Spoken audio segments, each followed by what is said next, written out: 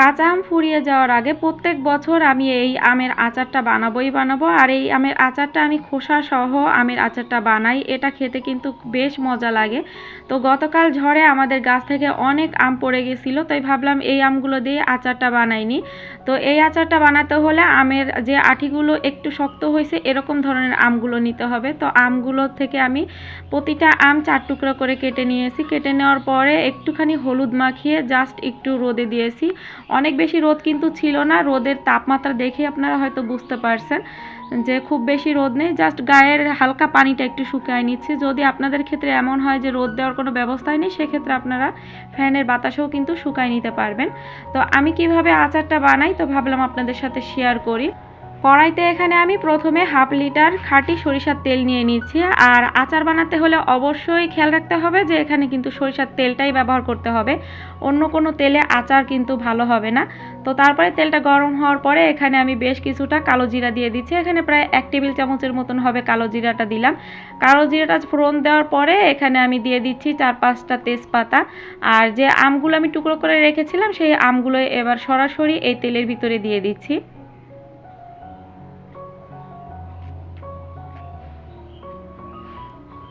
তো সবগুলো আম দেওয়ার পরে এখানে আমি আমার স্বাদ মতো লবণ দিয়ে দিলাম। লবণ দেওয়ার পরে একটুখানি নেড়ে চেড়ে নিয়েছি। যখন দেখবেন আমের খোসার রঙটা একটু চেঞ্জ হতে শুরু করেছে, এ পর্যায়ে এখানে দিয়ে দিতে হবে চিনি। তো আমি এখানে প্রায় 250 গ্রাম থেকেও একটুখানি বেশি চিনি দিয়েছি। চিনিটা আপনারা আপনাদের টেস্ট অনুযায়ী দিবেন যে কতটুকু মিষ্টি বা টক খেতে আপনারা পছন্দ করেন। এই আমের আচারটা হবে টক ঝাল মিষ্টি এমন একটা আচার। এই আচারটা আপনারা যে কোনো কিছুর সাথেই খেতে পারবেন, যেরকম গরম খিচুড়ি, ভর্তা, যে কোনো কিছুর সাথেই কিন্তু এই আচারটা খেতে ভালো লাগে।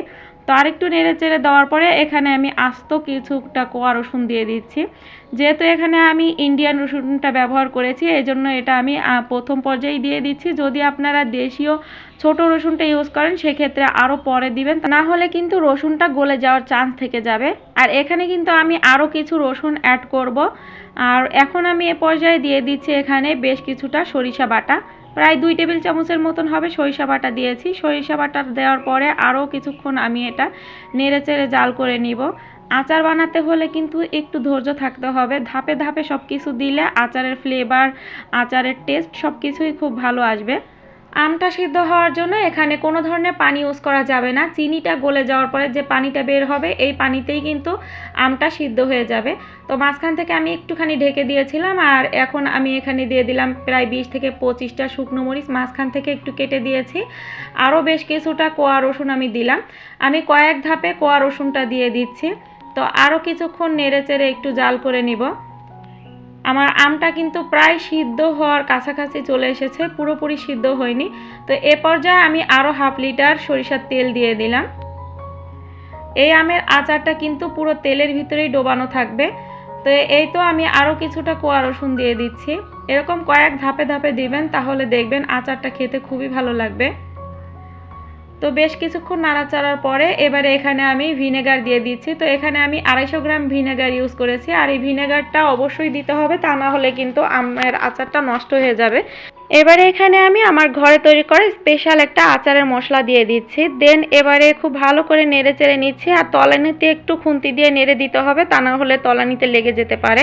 তো তেলটা যখন উপরে উঠে আসবে এ পর্যায়ে এখানে আমি দিয়ে দিচ্ছি পাঁচফোড়নের সাথে আমি আরও কিছুটা ধনিয়া জিরা বেশি করে দিয়ে সেটা শুকনো তাওয়ায় হালকা করে ভেজে গুঁড়ো করে নিয়েছি। আর একদম মিহি গুঁড়ো করা যাবে না, একটু দানা দানা রেখে গুঁড়ো করে তারপরে দিতে হবে। আর আচারের টেক্সচারটা দেখে আপনারা হয়তো বুঝতেই পেরেছেন যে আচারটা কতটা লোভনীয় হয়েছে।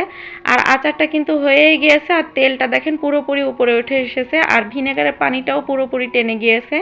আর এ পর্যায়ে চুলাটা বন্ধ করে আচারটা পুরোপুরি ঠান্ডা করে তারপরে একটা পরিষ্কার জীবাণুমুক্ত কাচের বয়ামে ঢেলে নিতে হবে। আচারটা গরম থাকা অবস্থাতে কোনোভাবেই ঢাকনা দিয়ে ঢেকে রাখা যাবে না। ঢাকনা ঘেমে সেই ঘাম এই আচারের ভিতরে পড়লে আচারটা কিন্তু নষ্ট হয়ে যাবে।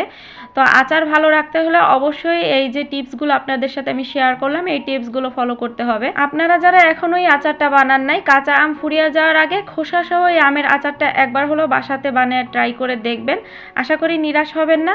তো আশা করি আমার আজকের এই রেসিপিটি আপনাদের কাছে ভালো লাগছে। ভালো লেগে থাকলে প্লিজ একটি লাইক দেবেন আর অবশ্যই কমেন্ট করে জানাবেন আপনাদের কাছে কেমন লাগলো। দেখা হচ্ছে নেক্সট কোনো ভিডিওতে। ততক্ষণ সবাই ভালো থাকবেন। আজকের মতন বিদায় নিচ্ছি। আল্লাহ হাফেজ।